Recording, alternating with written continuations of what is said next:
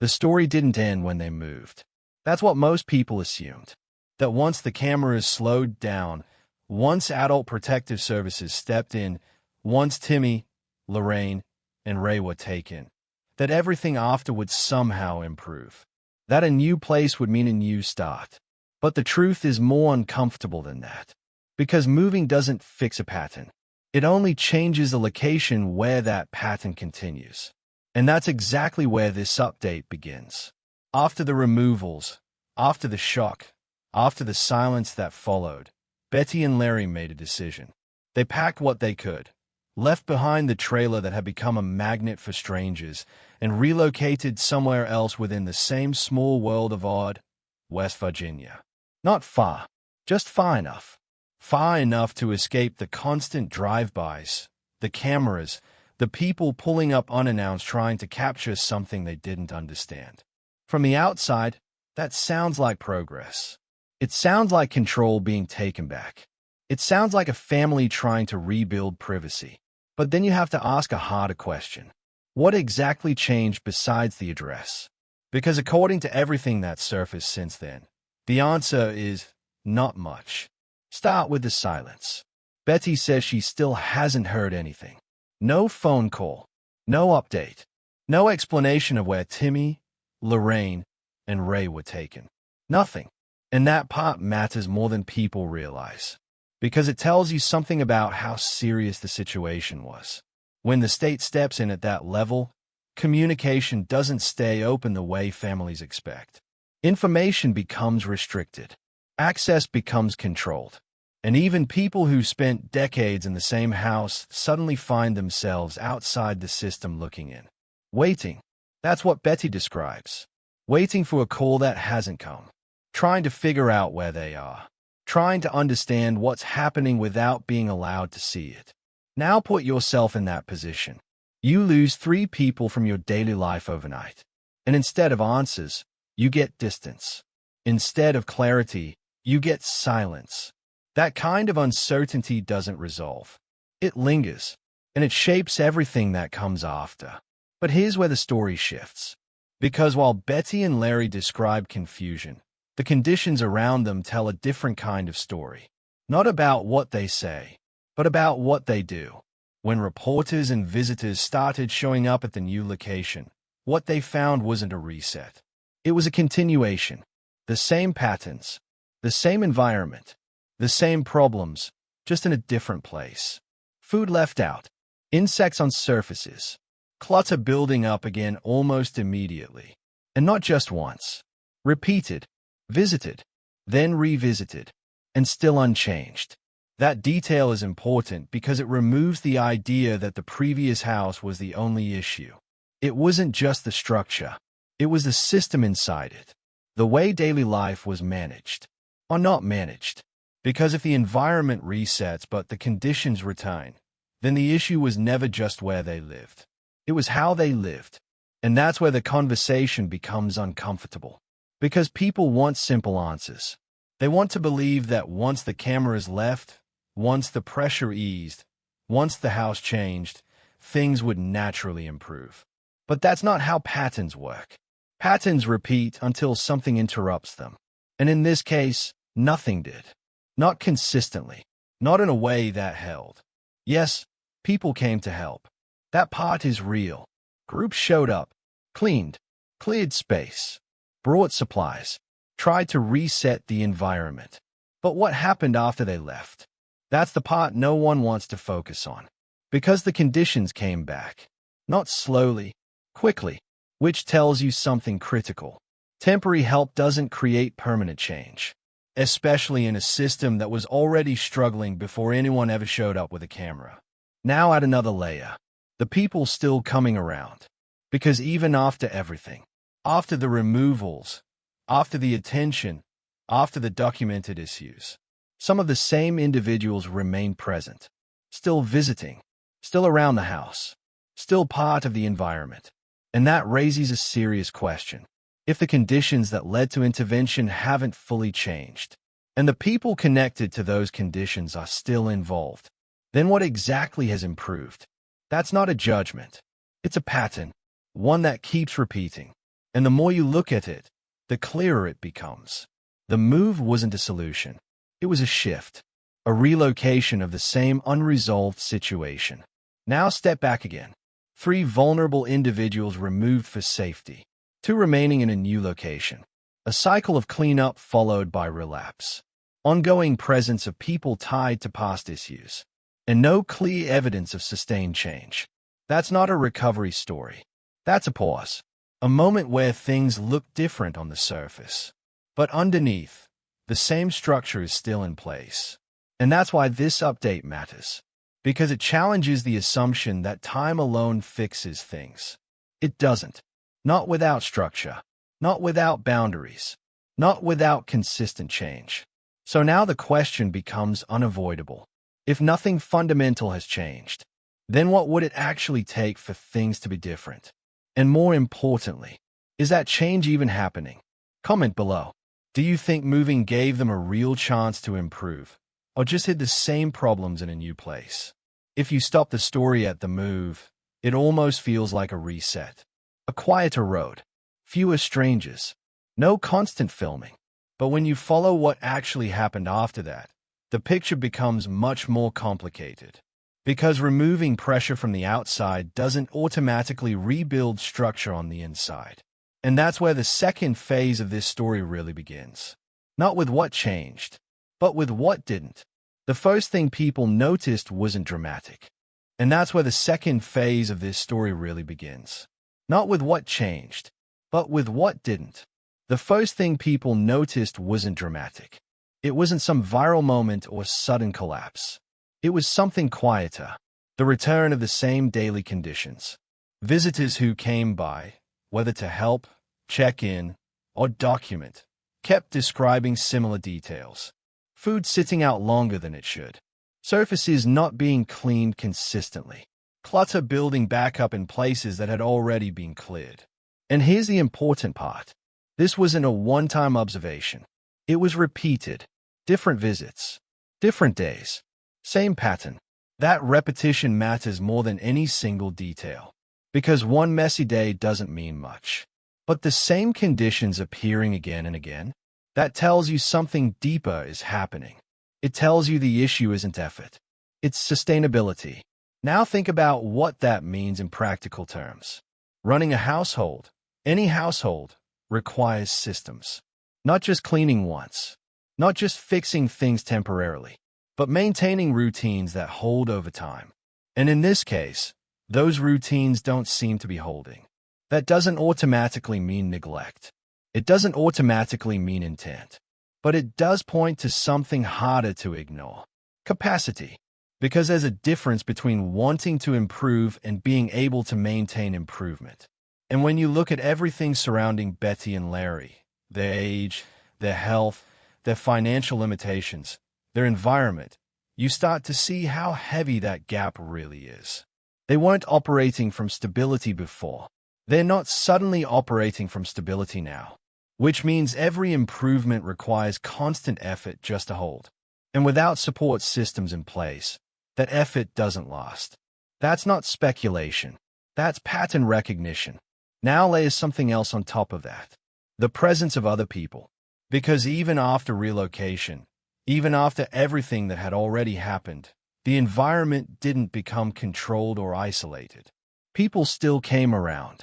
Some to help, some to check in, some for reasons that aren't always clear. And that introduces a second instability.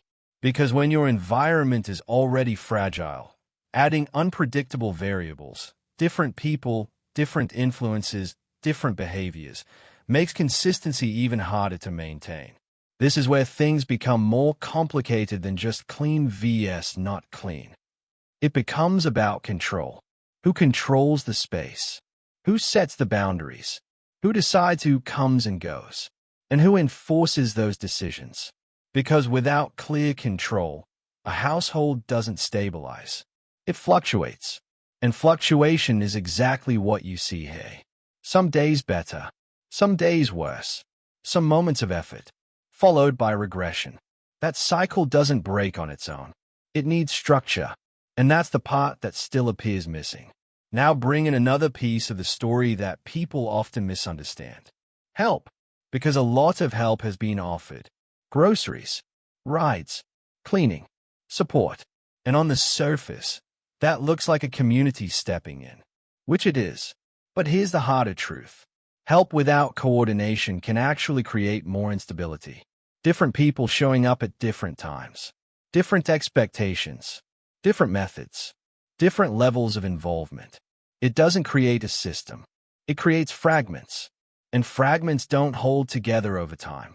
So even when the intention is good, the outcome isn't always consistent. And that's exactly what you see. Temporary improvements, followed by a return to baseline. Now step back again, because this is where the bigger picture starts to come into focus. The issue isn't one decision. It isn't one person. It isn't even one event. It's accumulation. Years of living without stable systems. Years of adapting instead of restructuring. Years of handling crisis instead of preventing it. And when that kind of pattern sets in, it doesn't disappear just because circumstances change. It follows you into the next house, into the next situation, into the next chapter, unless something fundamentally interrupts it. And so far, that interruption hasn't fully happened. Now let's address something else that keeps coming up. Responsibility. Because people tend to split into extremes. Either full blame or complete defense. But neither one actually explains what's happening. This situation isn't simple enough for that. Because yes, there are decisions that should have been different. There are boundaries that should have been stronger. There are situations that should have been handled differently. But there's also limitation. Age, health, resources, access to support, knowledge of systems. All of those factors shape what someone can realistically manage. And when you combine high responsibility with limited capacity, you get exactly what this looks like. A system trying to hold more than it can sustain, and eventually slipping, not all at once, but over time, which is exactly what happened before the removals, and what still appears to be happening now, just without the same level of external attention. And that brings us to another uncomfortable question. Did the attention help? Or did it just expose something that was already there? Because it's easy to say the cameras caused everything, that the visitors disrupted the household, that the attention made things worse. And to some extent, that's true. But the deeper issue existed before any of that. The environment, the conditions, the lack of consistent systems, the vulnerability, the dependence. Those things didn't start with the internet. They were already there. The internet just made them visible. And once something becomes visible, it doesn't go back to being invisible. Even if the cameras leave, even if the crowds dissipate, even if the address changes, the underlying structure stays the same until it's rebuilt. And rebuilding isn't something that happens accidentally. It requires intentional change, support, consistency, accountability, and time. A lot of time. So now we come back to the present. A new place, a quieter setting, less public pressure, but the same underlying challenges. Still active, still unresolved, still repeating. And that's why this update matters. Because it forces a shift in perspective. Instead of asking, did things change? You have to ask, did the system change? And so far, the answer doesn't look like yes. It looks like adaptation, not transformation. And that distinction is everything. Because adaptation keeps things going. But transformation is what actually fixes them. So now the real question becomes unavoidable. What would it take to break that cycle? Not temporarily, not for a week, not while people are watching, but permanently. Because until that answer exists, the pattern will keep repeating, just in different places, under different circumstances, with the same result. Comment below. Do you think outside help is actually helping long-term, or just creating temporary fixes that don't last? At some point, the story stops being about where they are, and starts being about what keeps repeating. Because by now, the pattern is clear enough that it can't be ignored. The move didn't reset it. The attention didn't fix it. The help didn't stabilize it. So what's left?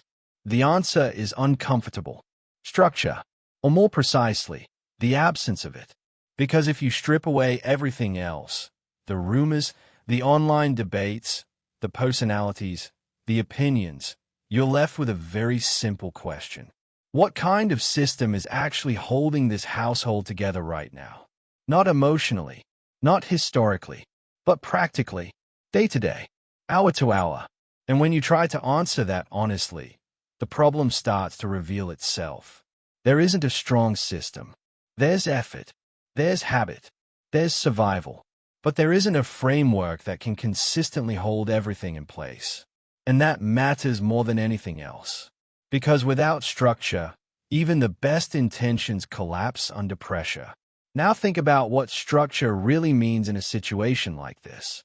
It means predictable routines, cleaning schedules that actually stick, food management that prevents buildup and contamination, control over who enters the home and when, clear boundaries around influence, consistent access to basic resources, and most importantly, accountability, not punishment, not blame, but a system where actions lead to consequences, and those consequences create stability over time.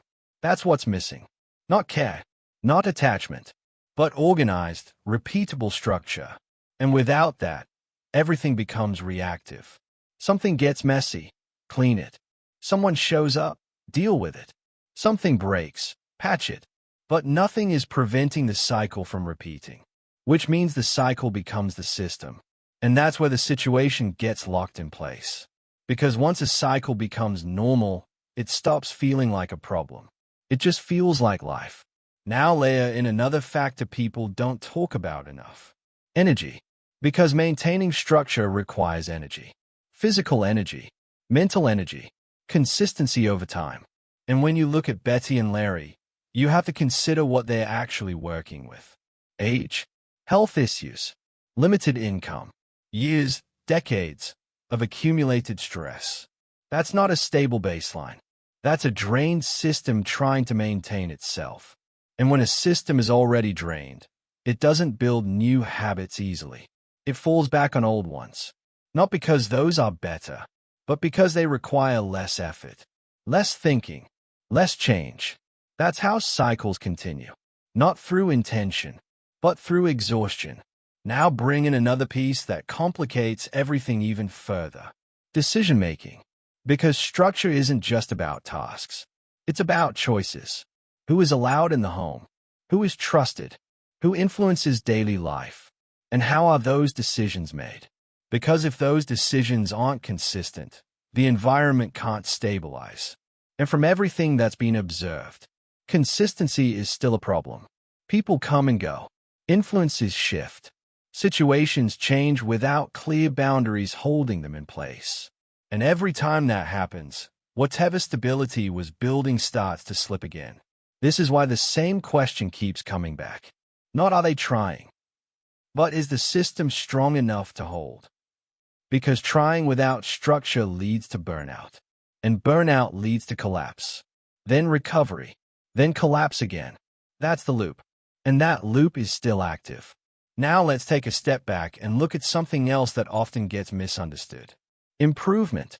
Because people tend to think of improvement as visible change. A cleaner space, a better setup, a moment where things look different. But real improvement is not what something looks like once. It's what it looks like consistently over time. And consistency is the part that hasn't been proven here. Not long-term, not reliably. And without consistency, improvement isn't stable. It's temporary, which means the system hasn't actually changed. It's just fluctuating. Now connect that to something bigger. Responsibility versus capability. Because this is where most people get it wrong. They assume responsibility automatically equals capability. If someone is responsible, they should be able to handle it. But that's not always true. You can have responsibility without the tools, support, or capacity to manage it properly. And when that happens, the result looks exactly like this. Effort without sustainability. Care without consistency. Action without long-term change. That's not failure in a simple sense. It's mismatch between what's required and what's actually possible. Now here's where things become even more complicated. Because if the people inside the situation can't fully stabilize it on their own, then the question becomes, who can and how? Because external help has already shown its limits. People come in, they assist, they improve things temporarily. But once they leave, the system returns to its baseline. So the issue isn't access to help. It's integration of help, turning temporary support into permanent structure. And that requires something very specific. Coordination, oversight, consistency, not random visits, not one-time efforts, but an ongoing system that stays in place whether people are watching or not. And that kind of system doesn't happen informally. It has to be built, which leads to the most important point in this entire update. This situation is no longer about awareness. Everyone already knows. It's no longer about exposure. That already happened. It's about what happens after awareness, after exposure, after attention fades, because that's where real outcomes are determined. Not in the moment of crisis, but in what follows it. And right now, what's following looks like continuation, not resolution. Now think about that in context. 3 people removed for safety. A household that continues to struggle with consistency. External help that doesn't fully stick. An environment that resets but doesn't transform. That's not closure. That's an unfinished situation. And unfinished situations tend to do one thing over time. Repeat themselves, unless something interrupts them. Now here's the question that sits underneath everything. What would real interruption look like? Not small changes, not temporary fixes, but actual disruption of the pattern. It would mean a consistent support system that doesn't disappear, clear boundaries around who can influence the household, structured routines that are maintained over time, accountability that ensures those routines hold, and resources that match the actual level of need. Not just once, but continuously. That's what it would take. And until that exists, the pattern stays in place. No matter where the house is, no matter who comes to help, no matter how much attention the situation gets. Because patterns don't respond to attention. They respond to structure. And that's the piece still missing. So now we're left with a reality that's harder to accept than any headline. The situation didn't end. It evolved. And unless something changes at the level of system, not just circumstance, it will keep evolving in the same direction. Just quieter, less visible, but still there. And that's what makes this update different. It's not about what people saw. It's about what keeps happening when no one is looking. Comment below. What do you think matters more here? Personal responsibility, or having a structured system in place? At some point, every story like this reaches a place where the noise fades. No more constant updates. No more daily speculation. No more new footage pulling attention back in. And what's left is something quieter, but much harder to face. Reality without an audience. Because when people stop watching, 2 things can happen. Either a situation improves because the pressure is gone, or it reveals what it actually was all along. And that's where this story is now. Not in the middle of chaos, but in the aftermath of it. And the aftermath is where the truth settles. Not the emotional version, not the viral version, the structural version. What's actually holding things together now? Because everything we've walked through leads to one unavoidable conclusion. Nothing changes long-term unless the system changes. Not location, not attention, not temporary help. Only the system. And right now, that system still looks fragile. That doesn't mean nothing improved. It doesn't mean nothing was learned. But it does mean the foundation hasn't been fully rebuilt. And without a strong foundation, everything else becomes temporary. Now let's address the question that sits underneath all of this. Not the easy question, the real one. What happens next? Because that's where most people stop thinking. They look at what already happened and don't follow it forward. But this situation isn't finished. It's ongoing. And the direction it goes depends on what happens from here. So let's break that down. There are really only a few possible paths forward. and none of them are simple. The first path is continuation. The pattern continues. The same cycle repeats. Small improvements, followed by regression. External help comes and goes. Conditions fluctuate. Nothing stabilizes long-term. This is the most likely path if nothing changes structurally, because systems don't evolve on their own. They repeat. The second path is gradual stabilization. This would mean routines start to hold. Outside help becomes consistent instead of occasional. Boundaries become clearer. Daily conditions improve, not once, but repeatedly. This doesn't happen quickly. It takes time, and more importantly, it takes coordination. Not random effort, but organized support. The third path is intervention again. Not necessarily the same as before, but some form of structured oversight returning. Because when a situation doesn't stabilize on its own, systems tend to step back in, not as punishment, but as control. And that's something people don't always want to hear, because intervention feels like failure. But in reality, it's often a response to unresolved patterns. Not a single moment, but a trend. Now here's where things get even more complicated. Because none of these paths exist in isolation. They overlap. They shift. A situation can move from one to another depending on what changes and what doesn't. And right now, the direction isn't fully clear, because we're still in the transition, still in the phase where the outcome hasn't locked in yet. But the indicators are there. The patterns are visible, and patterns are the best predictor of what happens next. Not intentions, not statements, patterns. Now let's step into something even more important. Perspective. Because depending on how you look at this, the story feels completely different. From one angle, it looks like a family trying to hold on, trying to adjust, trying to rebuild after something major changed their lives. From another angle, it looks like a system that hasn't learned how to stabilize itself, still repeating behaviors that led to intervention in the first place. Both of those can be true at the same time. And that's what makes this story difficult. It's not clean. It's not one-sided. It's layered. Now bring back the three people who were removed. Because their absence changes everything. They are no longer part of the daily environment. Which means two things happened at once. The burden inside the home decreased, but the purpose also shifted. Because caring for them was a central part of that household's identity. And when that disappears, something else has to replace it. Otherwise, the structure collapses further. That's something people rarely consider. Removal doesn't just change conditions. It changes meaning. And when meaning changes, behavior often follows. Sometimes for the better, sometimes not. And right now, it's still unclear which direction that shift is taking long-term. Now let's address one more critical factor. Accountability. Not blame. Not judgment. Accountability. Because without accountability, patterns don't break. They continue. And accountability doesn't have to come from outside systems.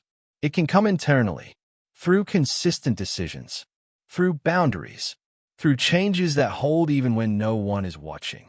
But that's also the hardest kind of accountability to maintain, because it requires discipline, consistency, and energy over time.